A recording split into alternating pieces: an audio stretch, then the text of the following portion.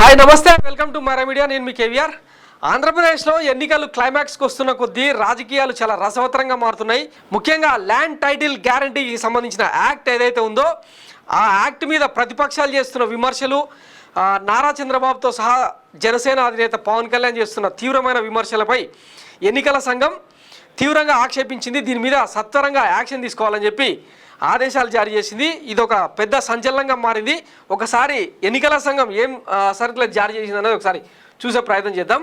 General election to the HOP APLA most immediate office of the chief electoral office Andhra Pradesh. Subject ఏంటంటే general election to the Lok Sabha and legislative assembly Andhra Pradesh 2024 complaint of Shri Malladi Vishnuvardhan MLA Vijayawada central assembly regarding spreading of false incorrect and unverified allegations regarding land titling act by the Telugu Desam party. Complaint dated 29th April 2024 Shri Malladi Vishnuvardhan MLA Vijayawada central assembly ఆయన complaint ఇచ్చారు. దానికి అంటే ఈ Chandrababu and Janasena అధినేత పవన్ కళ్యాణ్ ఎవరైతే వాళ్ళ స్పీచ్లలో జగన్ మళ్ళా ముఖ్యమంత్రి అయితే మీ భూములన్నింటినీ దొబ్బేస్తాడని చెప్పి విపరీతంగా ప్రచారం చేస్తున్నారో ఆ ఎవిడెన్స్ను పెన్ డ్రైవ్ రూపంలో మల్లాది విష్ణు ఎన్నికల సంఘానికి సమర్పించారనమాట. ఎప్పుడు 29వ తారీఖు అంటే 5 రోజుల క్రితం ఈ కంప్లైంట్స్ రేజ్ చేస్తే ఇప్పుడు ఎన్నికల సంఘం దీని మీద యాక్షన్ తీసుకుందనమాట. ఈ ఫాల్స్ ప్రోపగండాను ఆపమని చెప్పి ఇమ్మీడియట్గా ఈ ఎఫెక్ట్ అనేది ఇమ్మీడియట్గా వర్తిస్తుంది అని చెప్పి చెప్తుందనమాట. A copy of the complaint dated 29/04/2024 video clipping enclosed of Shri Malladi Vishnuvardhan MLA Vijayawada central assembly regarding purported propagation of false, incorrect and unverified allegations against land titling act through paid IVR calls by the TDP is communicated herewith to the additional DG CID Cyber Cell AP Mangalagiri for taking necessary action in the matter accordance with the prevailing laws and the extant instructions guidelines of the ECI of furnish action taken report immediately. MN Mahendra Prasad additional chief electoral office and ex officio joint secretary నుంచి ఈ letter వచ్చేసిందనమాట. ఇక ఈ నేపథ్యంలో ఇక్కడ నుంచి land titling act మీద ఎవరు కూడా మాట్లాడొద్దు. ఇది వాస్తవానికి అంటే మనం కొంచెం లోతుల్లోకి వెళ్తే నిన్న భూమి సునీల్ అని ల్యాండ్ ఎక్స్పర్ట్ అనమాట, భూ చట్టాలకు సంబంధించిన ఈయన ఇంటర్వ్యూ చేసినాం. ఈరోజు అజయ్ కల్లం ఎవరైతే గతంలో సిఎస్గా పనిచేశారో ఇప్పుడు జగన్మోహన్ రెడ్డి సర్కార్లో కీలకంగా ప్రభుత్వ అడ్వైజరీగా పనిచేస్తున్నారో వీళ్ళ ఇంటర్వ్యూలు కూడా ఉన్నాయి, కావాలంటే ఒకసారి చెక్ చేయండి. వాస్తవానికి ఈ ల్యాండ్ టైటిలింగ్ యాక్ట్ అనేది కేంద్ర ప్రభుత్వం ప్రతిపాదించిన వ్యవహారం.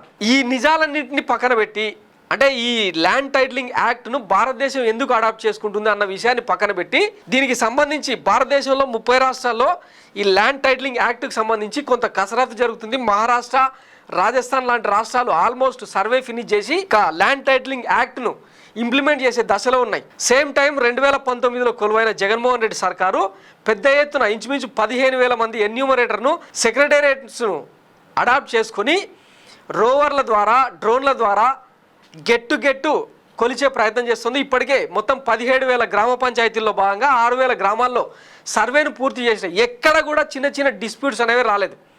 1-2% ఎక్కడైనా ఉండేవి, అవి అన్నదమ్ములు లేదంటే భాగస్వాములకు సంబంధించిన పరిష్కారాలు కాకపోవడం, వాళ్ళు కొంతమంది విదేశాల్లో ఉండడం, ఇవన్నీ అంటే వీటి కారణంగా 1-2% కేసులు మినహా చాలా ప్రాపర్గా జరిగిపోతున్నాయి. ఈ నిజాలన్నింటినీ పాతరేసి ఇదిగో ఎట్లా రాస్తున్నారు, మీ భూమి మీది కాదు, ల్యాండ్ టైటిలింగ్ యాక్ట్ ముసుగులో స్థిరాస్తులను దోచుకునే కుట్ర అని చెప్పి వీళ్ళు పచ్చరాతలు రాయడం, చంద్రబాబు దీని మీద ఇష్టానుసారంగా పేలుతుండడం చూస్తూనే ఉన్నాం. ఇగో ఈ నేల చట్టంలో నింగి గాలి ల్యాండ్ టైటిల్ చట్టంలో చిత్రాలు అని చెప్పి ఆ చట్టం రైతుకు ఉరితాడే, మేము వచ్చాక రద్దు 2వ సంతకం దానిపైన అని చెప్పి ఇష్టానుసారం మాట్లాడుతున్నాడు. ఇదే చంద్రబాబు గతంలో 2014 నుంచి 19 మధ్య అధికారంలో ఉన్నప్పుడు ఈ ల్యాండ్ టైటిలింగ్ యాక్ట్ను అడాప్ట్ చేసుకునే క్రమంలో ప్రతి వ్యక్తికి ఆధార్ ఎట్లుంటుందో భూధారు ఉండాలని చెప్పి అప్పట్లోనే సర్వే చేయాలని చెప్పి సంకల్పించిండు. కానీ కొన్ని కారణాల వల్ల కేంద్ర ప్రభుత్వం అంత పూర్తి స్థాయిలో దాన్ని ఇంప్లిమెంట్ చేయాలని ఆదేశించకపోవడం వల్ల దాన్ని అప్పుడు అట్లా హోల్డ్లో పెట్టేసింది. ఇప్పుడు ఈ తతంగం అంతా ఎందుకు నడిపిస్తున్నారంటే ఇప్పుడు వైఎస్ జగన్మోహన్ రెడ్డికి సంబంధించి అవినీతి ఆరోపణలు లేవు. విద్యా వైద్య రంగాన్ని సంస్కరించిన నేపథ్యంలో పెన్షన్లు, తర్వాత గోరుముద్ద, అమ్మఒడి లాంటి పథకాలతో ఆయన ప్రజలకు దగ్గరైన నేపథ్యంలో విమర్శించడానికి ఇంకే అంశము ఏ అస్త్రం లేకపోవడంతో ఈ ల్యాండ్ టైటిల్ చుట్టూ తిప్పుకుంటూ వస్తున్నారు వీళ్ళు.